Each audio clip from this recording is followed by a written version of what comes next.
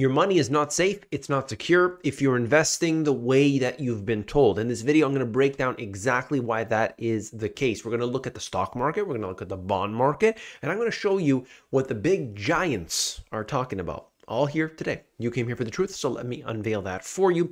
The first place we need to look at is the stock market, the bond market, and especially the Federal Reserve. I want to start right here and now. You could see that climate protesters disrupt the start of the Federal Reserve Chair Powell's economic speech.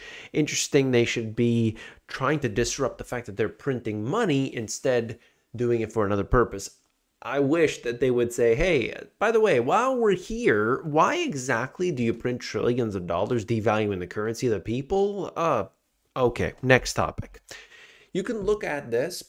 It is very clear that the Federal Reserve has increased interest rates beyond what most people thought they would get to. And now, today, I'm bringing you this information about Jerome Powell and what he had to say. Now, there was a couple of interviews with him, and in this one, he specifically says that inflation is too high, and that he said something to the effect of, do I think that policy, interest rates, is too restrictive? No, not at all. That's the way he kind of approached it, saying, like, absolutely not, it's too restrictive, meaning where we are at doesn't need to come down. It doesn't necessarily say they'll go up further. In fact, it looks unlikely for the foreseeable future that they're going to increase, but this is where we are at. Now, how is this affecting the bond market? Well, there's a lot going on, many moving parts in the bond market. We'll talk about some of that today. The Fed's Raphael Bostic said he doesn't foresee rate cuts coming until late 2024. This is what actually many members of the Federal Reserve have said. But understand something. These are forecasts. And what that tells us is this is what the Fed thinks now.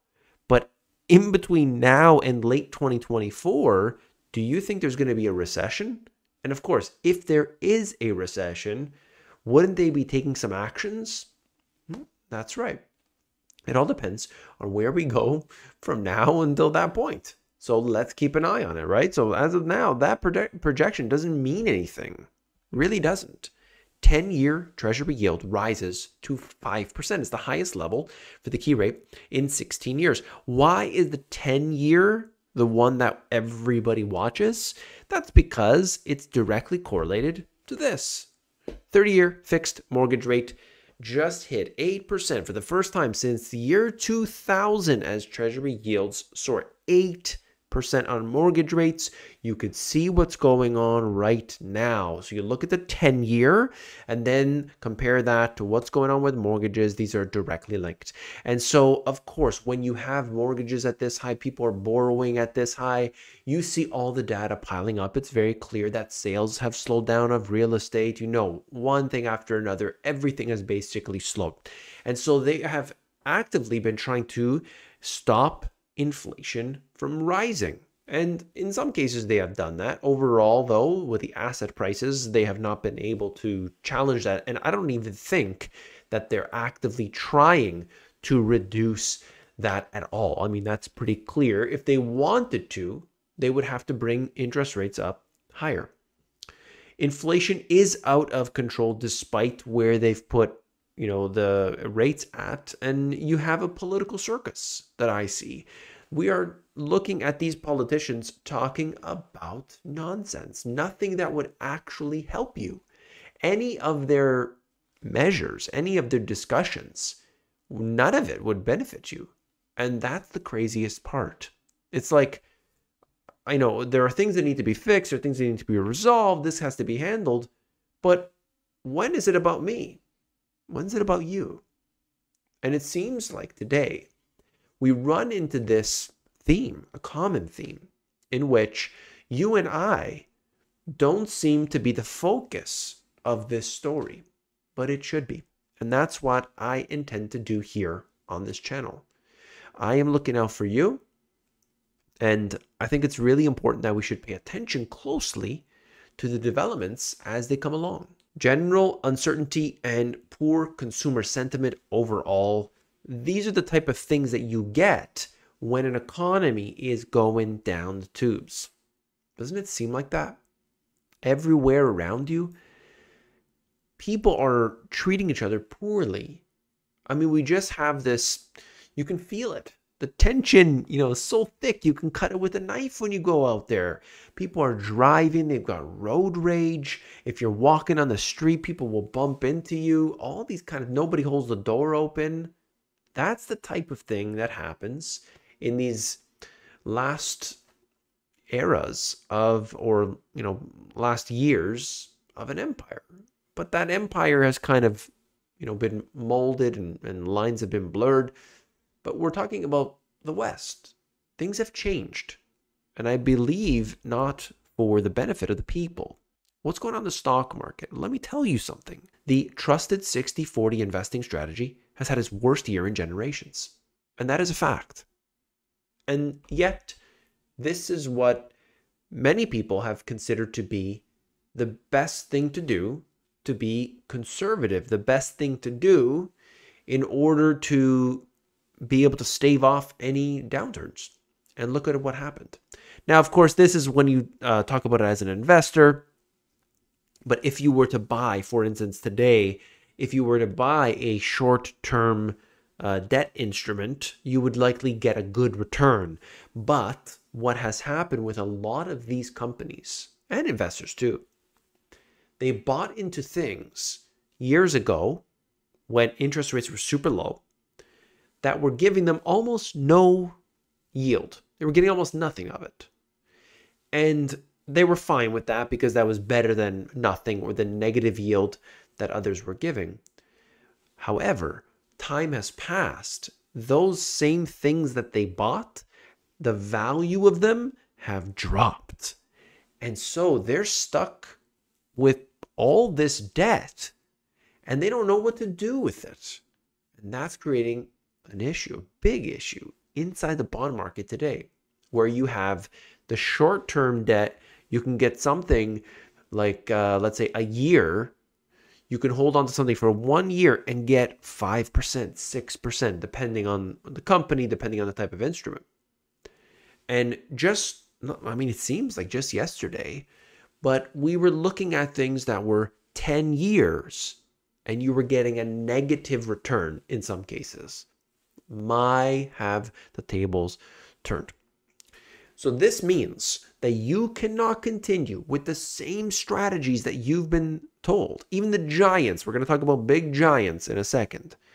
Those strategies don't work. We are moving into an environment where there is, too much inflation and the whole job scenario is getting turned upside down. And so you have to be aware of this and you have to manage this. If you don't, you will likely be sideswiped, taken out by this.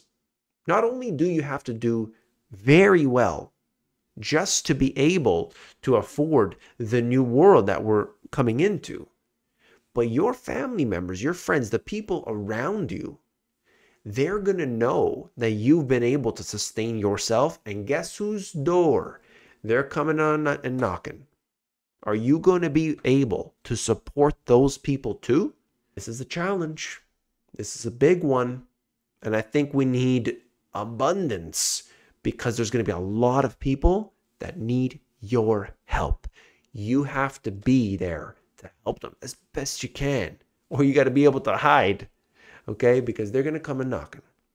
And so that's what I tell you. I'm trying my best to provide you with look out here, look out there. Here's what you got to do. These are the things we need to take action on, okay? All right. Solar stocks tumble to a 3-year low as Solar Edge drops nearly 30% on demand warning. It is not like when I talk about solar, it's advisable. If you live in a place that's sunny, that could provide you, and you work out the numbers and you look at other people in your area that have had success and what they did, and it makes sense for you to get solar, you get the solar. But it doesn't translate into every solar company is a good investment. Just like you wouldn't say the same thing with any other industry. Do you see what I'm saying here? We're putting more and more money into solar, into wind, into, all these green energy things. But it doesn't mean broadly that you could just throw your money anywhere and it's going to be okay. And look at this example. Be careful where you invest. Now, I've been telling people, this is Tesla first, we'll show that. Tesla's getting smashed recently. This is just in the past couple of days. Let's take it back a month, and you can see most of that has come in the last couple of days, messing up here and there. I saw everyone bashing on Elon Musk. So when they unveil a new vehicle, they're all happy about him.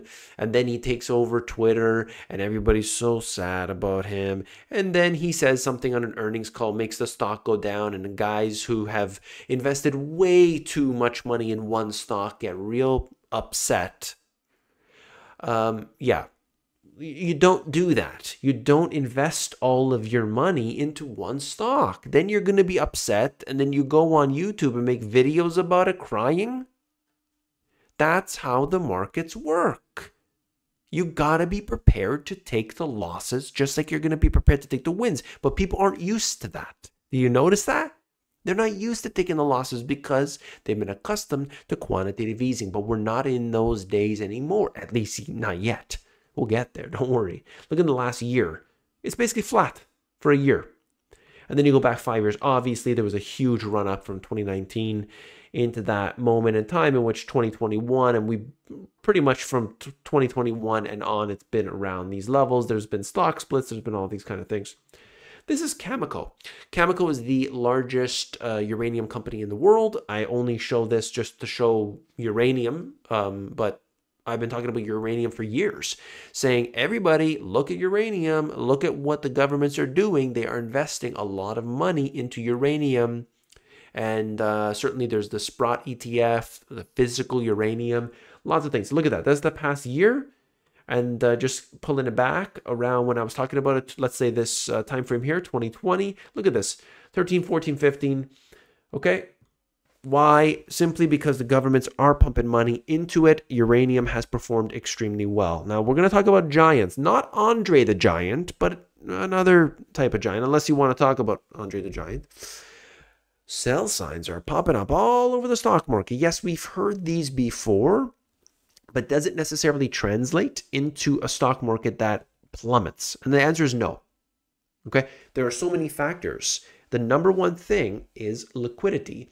We have to look, quantitative easing or quantitative tightening. That's one. We have to look at reverse repos. Where are they at today? Those have started to come down. That's also bearish. We have to understand the reserve balances held at the Fed. Now, you might have just heard me say this and say, what the heck is this guy talking about? This is what we talk about on our Friday live sessions. In our closed group. I talk about it every Friday, update every Friday. I call it the money mirror method, and we look into the details of that every single Friday. But for the most part, all you need to understand is that it's liquidity, and we measure that through different ways. And so it's very complicated, certainly, but the point is, when there's not enough liquidity, you could see the markets coming down. That's all you need to know, okay? Don't overcomplicate it. Investors should be putting at least 80% of their portfolios into stocks and hard assets. That's according to Larry Fink. Interesting. He's saying that obviously BlackRock, where they're what they're doing and what they're about and so on, but that's what he's saying. You look at Jeffrey Gundlach saying buy long-dated treasuries with prices at the rebound going into a recession, saying maybe they're undervalued now. Now's the time. But here it is. That would be a big change. We'll look at that. He's the bond king.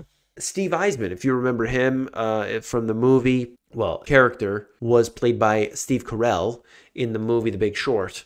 And you could see what he's saying right now. He's saying not right now, the mortgage crisis that we had 2005, 2007, and 8, that is not what's happening now. It's much, much different. Interest rates are higher, and that is creating a very different scenario than what we had those years before. And instead saying you should be looking at construction, utilities, and materials. There's a big infrastructure project, as I talked about this 100 times before. The government is going to spend trillions of dollars on infrastructure. There are companies that are going to benefit from that. Just regular, real stuff that you would go out there and touch. Physical stuff. That's the stuff that we need to be looking at. I think it's important for everybody to understand real stuff or hype. What are you into? Okay, let's just talk about what you can do as an individual. Inflation cannot be contained without substantially higher rates, or a recession. Which one is it going to be? And that inflation is going to determine what happens in the markets, and of course, the economy, the jobs, and so on. So keep an eye out. Invest without hype, please. I see it way too often. In the case of Tesla, there's a hype Cybertruck, and then Elon Musk finally comes out and says, yeah, we're not going to get the Cybertruck out right now. This is going to be like a trickle.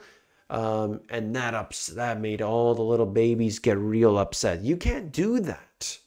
You're talking about something that's so advanced in a sense, and you can't expect these things to just happen like that. Don't believe the hype. If Elon Musk says, yeah, it's going to be out in 2023, we know better. So don't get upset when it takes longer than what it was originally said. It's so obvious. Invest in real assets that you can control and leave the emotion out of it. People get so emotional, big mistake. That is a sign of a bad businessman. That's what I would say. Look, if you want to be able to have somebody actually look at your plan, create a plan for you, financial analysis, I hooked up with this company right here called Money Pickle. If you go to the link in the description, it'll bring you here. You click on that link, and this will take you over to the Money Pickle website. And basically, what they will do through there is help you to, you schedule a call with them. They call it the free financial help desk. And through there, you're going to be able to get a little bit of insight. They can help you, guide you in the right direction. I hope that it will be valuable to you. That's why I'm partnered with them. So I hope, and let me know. I haven't heard any negative feedback so far. So you take a look, you book a call with them instantly on their website, a couple clicks, and you could do that. I hope you will do so. And if you do, please let me know what happens with it. Comment of the day. I found it interesting. So the top and the bottom comment, thank you both for those, talking about the price of gasoline. In Texas, they're getting a significant discount on the price of gasoline compared to others around the United States and around the world, of course. And it just shows you where you live makes a big difference. Big difference, okay? So sometimes that is the number one consideration that people don't take into account. I hope you appreciate this information. If you did, simply hit that thumbs up button. Things are changing. Things are changing right now before our very eyes. So we have to stay on top of it. I want to thank you for being here. I'll see you tomorrow. Take care.